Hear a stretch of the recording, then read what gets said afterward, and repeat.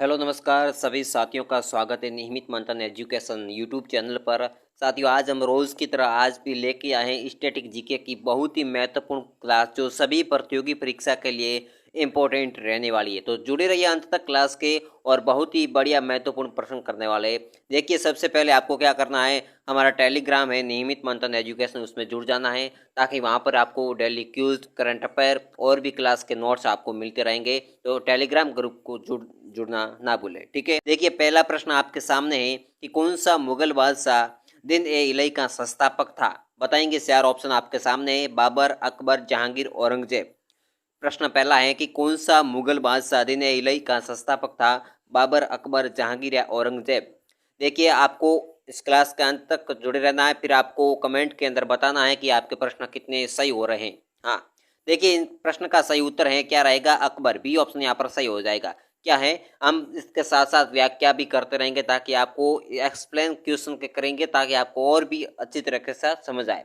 अब देखिए दिन ए इलाई की स्थापना कब की गई थी, तो 1582 के अंदर की गई थी। किसने की थी, अकबर ने की थी, ठीक है। अकबर ने 1582 के अंदर की थी किसकी, दीन ए इलाही की स्थापना की थी। इसका उद्देश्य क्या था दीन ए इलाही का, तो यहाँ पर क्या था कि सभी धर्मों का अच्छे तत्वों को मिलाकर, यानी सभी धर्मों के अच्छे तत्वों को मिलाकर क्या करना था, धार्मिक एकता को, धार्मिक एकता और सहिष्णुता को बढ़ावा देना था। यानी सभी धर्म, जैन हो गए, हिंदू हो गए, मुस्लिम हो गए, यानी सभी धर्मों को मिलाकर एक इसको क्या करना था, धार्मिक एकता और सहिष्णुता का क्या करना था, बढ़ावा देना था। तो यहाँ पर पहला प्रश्न कंप्लीट हो गया। अब अगला प्रश्न हमारे सामने है, तो देखते हैं दूसरे प्रश्न को। 1857 की क्रांति किसके नेतृत्व में की गई थी।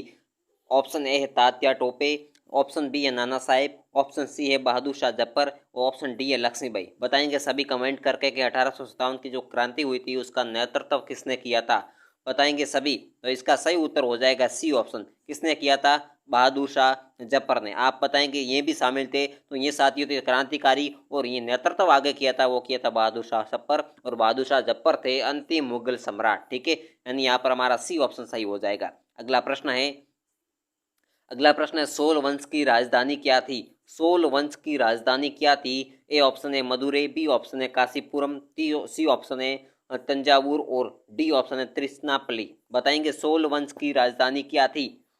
चोल वंश की राजधानी क्या थी, तो साथियों सोल वंश कौन थे, तो ये दक्षिण भारत के अंदर राजवंश था जो अपने वहाँ दक्षिण भारत के अंदर क्या थे, शक्तिशाली वंश था। और इस सोल वंश की राजधानी क्या थी, वो हो गई सी ऑप्शन है तंजावुर। सी ऑप्शन यहाँ पर सही हो जाएगा, सी ऑप्शन यहाँ पर करेक्ट हो जाएगा, जो सोल वंश की राजधानी थी। अगला प्रश्न है कि भारत की सबसे लंबी नदी कौन सी। आपके इंडियन ज्योग्राफी से प्रश्न है कि भारत की सबसे लंबी नदी कौन सी थी। यमुना, ब्रह्मपुत्र, कौन सी थी, नहीं कौन सी है। बताएंगे सभी, भारत की सबसे लंबी नदी कौन सी है, गंगा, यमुना, ब्रह्मपुत्र, गोदावरी। तो यहाँ पर हमारा सी ऑप्शन है, सही हो जाएगा। गंगा नदी है वो भारत की सबसे लंबी नदी है। इसकी लंबाई क्या है आपका प्रश्न रहेगा, तो साथियों इसकी लंबाई क्या है, इसकी लंबाई कुल है 2525 किलोमीटर लंबी है ये, यानी 2525 किलोमीटर इसकी लंबाई है, ठीक है। तो भारत की सबसे लंबी नदी कौन सी हो गई, गंगा हो गई। अब प्रश्न और भी है कि गंगा नदी का उद्गम स्थल कहाँ से है, तो गंगा नदी का उद्गम स्थल है उत्तराखंड राज्य के गंगोत्री ग्लेशियर से। उत्तराखंड के अंदर गंगोत्री ग्लेशियर है, वहां से गंगा नदी का उद्गम होता है, यानी ठीक है। यहाँ पर क्लियर हो गया। अगला प्रश्न है, कर्क रेखा भारत के कितने राज्यों से होकर गुजरती हैं। जो कर्क रेखा है वो भारत के कितने राज्यों से होकर गुजरती हैं, 5, 6, सी ऑप्शन कह रहा है 8 और डी ऑप्शन 9।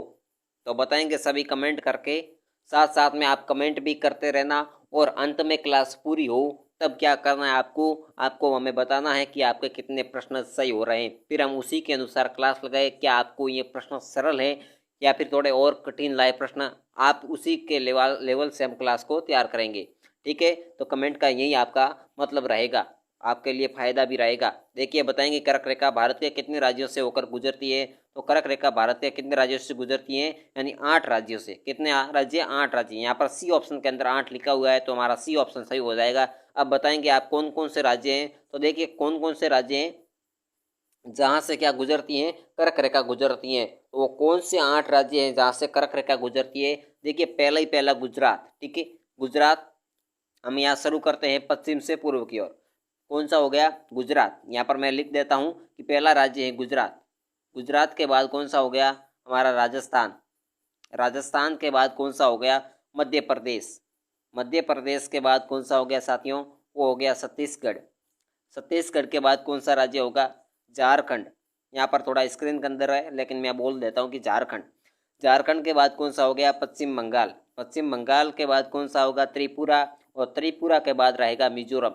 ये 8 राज्य है जहाँ से क्या गुजरती है? कर्क रेखा गुजरती है भारत के अंदर। ठीक है, यहाँ क्लियर हो गया। 8 राज्य कौन कौन से? गुजरात, छत्तीसगढ़, राजस्थान, झारखंड और मध्य प्रदेश, पश्चिम बंगाल, त्रिपुरा, मिजोरम। ये 8 राज्य हो गए जहाँ से क्या गुजरती है? कर्क रेखा गुजरती है। ठीक है, क्लियर। आपको पीडीएफ अवेलेबल करा देंगे हम टेलीग्राम ग्रुप के अंदर, तो जुड़ना ना भूले। ठीक है, हाँ, नियमित मंथन एजुकेशन नाम से टेलीग्राम ग्रुप है और मैं लिंक भी उसके डिस्क्रिप्शन बॉक्स में डाल दूंगा। यहाँ पर क्लियर हो गया। अगला प्रश्न है कि सिंधु नदी का उद्गम स्थल कहाँ है? सिंधु नदी का उद्गम स्थल कहाँ से, यानी सिंधु नदी का उद्गम स्थल कौन सा है? किस स्थान से सिंधु नदी का उद्गम होता है?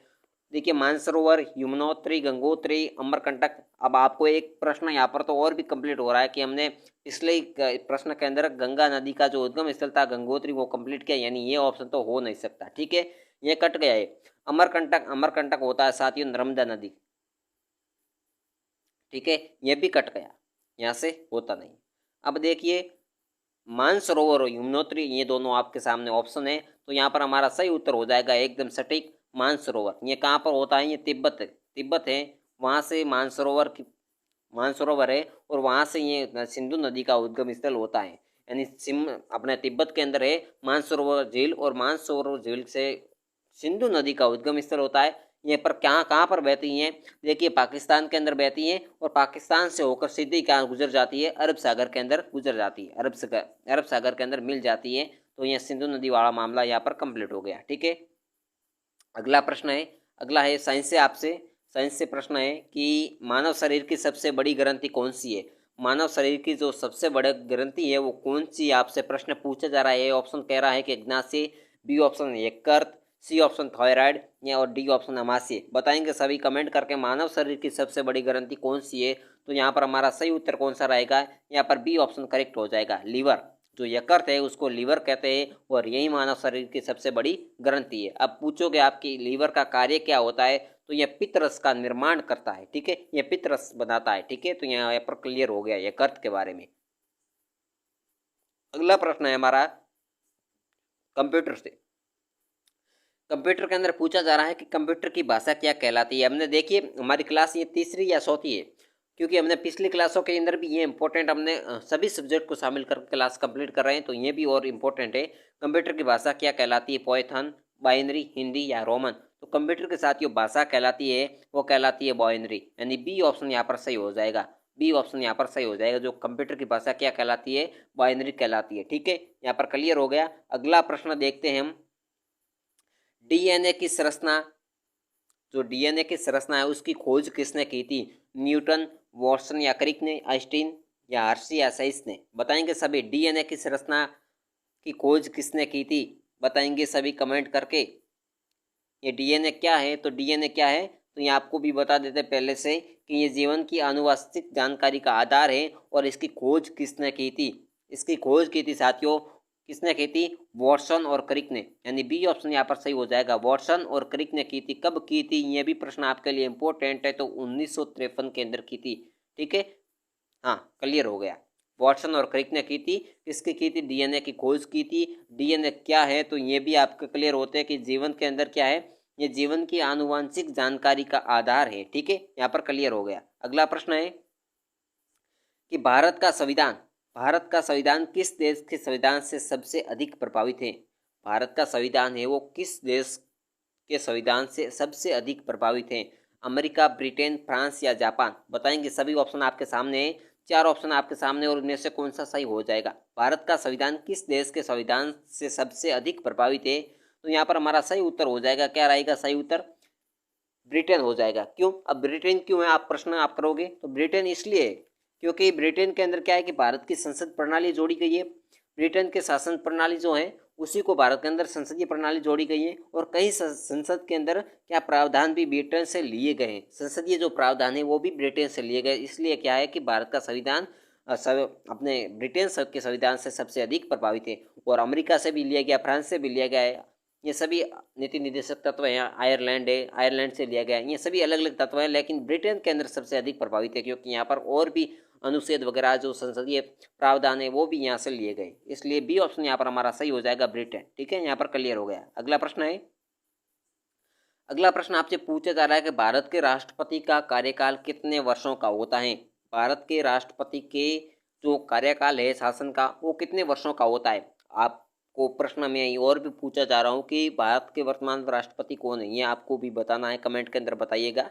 ठीक है, हाँ, तो भारत के राष्ट्रपति का कार्यकाल कितने वर्षों का होता है, 4 वर्ष, 5 वर्ष, 6 वर्ष या फिर 7 वर्ष। तो यहाँ पर हमारा सही उत्तर हो जाएगा, वो हो जाएगा 5 वर्ष। 5 वर्ष हो गया। अब कौन से अनुच्छेद के अंदर लिखा गया कि भारत के राष्ट्रपति का कार्यकाल इतने वर्षों का होना चाहिए, तो वो अनुच्छेद कौन सा है साथियों, वो अनुच्छेद 56। कौन सा अनुच्छेद है, अनुच्छेद 56 के अंदर यह लिखा गया है कि भारत के राष्ट्रपति का जो कार्यकाल होगा शासन का, वो कितने वर्षों का होगा, 5 वर्षों का होगा। ठीक है, यहाँ पर क्लियर हो गया, एकदम सटीक। अगला प्रश्न है कि भारत का सर्वोच्च न्यायालय कहाँ स्थित है। भारत का जो हाई कोर्ट है वो कहाँ पर है, सुप्रीम कोर्ट।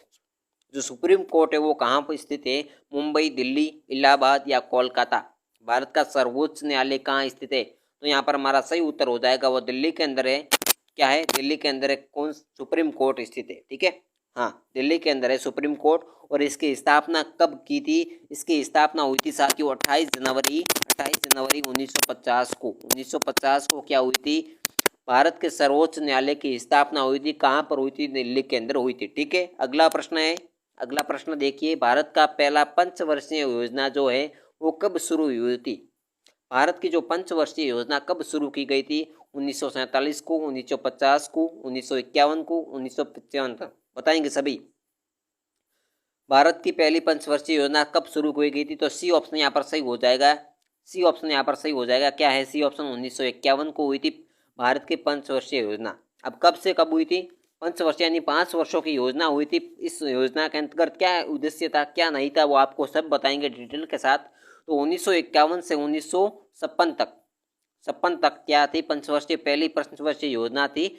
और इसके अंदर क्या हुआ था, इसका मुख्य उद्देश्य था कृषि और सिंचाई पर ध्यान केंद्रित करना। इसका मुख्य उद्देश्य यही था। और किसके शासनकाल, मतलब प्रधानमंत्री कौन था उस समय, तो उस समय प्रधानमंत्री था पंडित जवाहरलाल नेहरू। पंडित जवाहरलाल नेहरू थे। और उसी समय क्या हुई थी, पहली पंचवर्षीय योजना की शुरुआत की गई थी 1951 को। ठीक है, यहाँ पर बात क्लियर हो गई। अगला प्रश्न देखते हैं। देखिए अगला प्रश्न है कि भारतीय रिजर्व बैंक की स्थापना कब हुई थी, आरबीआई की स्थापना कब हुई थी, 1930, बी ऑप्शन है 1935, सी ऑप्शन है 1947 को, और डी ऑप्शन है 1950 को। बताएंगे आरबीआई की स्थापना कब की गई थी, भारतीय रिजर्व बैंक की स्थापना कब की गई थी। तो भारतीय रिजर्व बैंक की स्थापना हुई थी साथियों 1 अप्रैल 1935 को। यानी यहाँ पर हमारा बी ऑप्शन लॉक कर देंगे हम। क्या हुई थी, 1 अप्रैल 1935 को स्थापना हुई थी आरबीआई की। ठीक है, अगला प्रश्न है जीएसटी भारत में कब लागू हुआ था। अब जीएसटी से पहले फुल फॉर्म समझ लेते हैं। जीएसटी की भारत में कब लागू हुआ था, यहाँ आपसे प्रश्न पूछा जा रहा है। 1 जनवरी 2017 को, 1 अप्रैल 2017 को, 1 जुलाई 2017 को, 15 अगस्त 2017 को। यानी ये तो बात का हम क्लियर हो गई है कि 2017 को ही हुई थी, लेकिन हमको उसकी तारीख और मंथ पता होना चाहिए। तो जीएसटी कर लिए, कब लागू किया गया था। अब देखिए पहले इसकी फुल फॉर्म समझ लेते हैं। फुल फॉर्म क्या है, तो गुड एंड सर्विस टैक्स। यहाँ पर इसकी फुल फॉर्म क्या है, फुल फॉर्म है गुड एंड सर्विस टैक्स। ठीक है, यहाँ पर बात क्लियर। इसकी फुल फॉर्म है tax, good and service tax इसकी फुल फॉर्म है। और 1 जुलाई 2017 को इसकी स्थापना हुई थी। यानी सी ऑप्शन यहाँ पर करेक्ट हो जाएगा। ठीक है, यहाँ पर क्लियर हो गया। ठीक है, अब देखिए इसकी थोड़ी और जानकारी बता दें कि सबसे पहले 1 जुलाई 2017 को स्टार्ट किया गया। तब भारत के प्रधानमंत्री थे नरेंद्र मोदी, और इन्होंने एक ही लक्ष्य रखा था कि इसे 1 नेशन 1 टैक्स कहा गया था। अब देखिए 1 नेशन 1 टैक्स कहा गया था क्योंकि इसने कई अप्रत्यक्ष करों को समाहित कर दिया था। ठीक है, इसमें कई अप्रत्यक्ष कर जो थे उसको जोड़ा गया था, इसलिए इसे क्या गया था, 1 नेशन 1 टैक्स कहा गया था। ठीक है, यहाँ पर क्लियर बात हो गई। अब देखिए साथियों, आज की क्लास यहीं पर कंप्लीट करते हैं। हमने 15 महत्वपूर्ण प्रश्नों को यहाँ पर देखा है और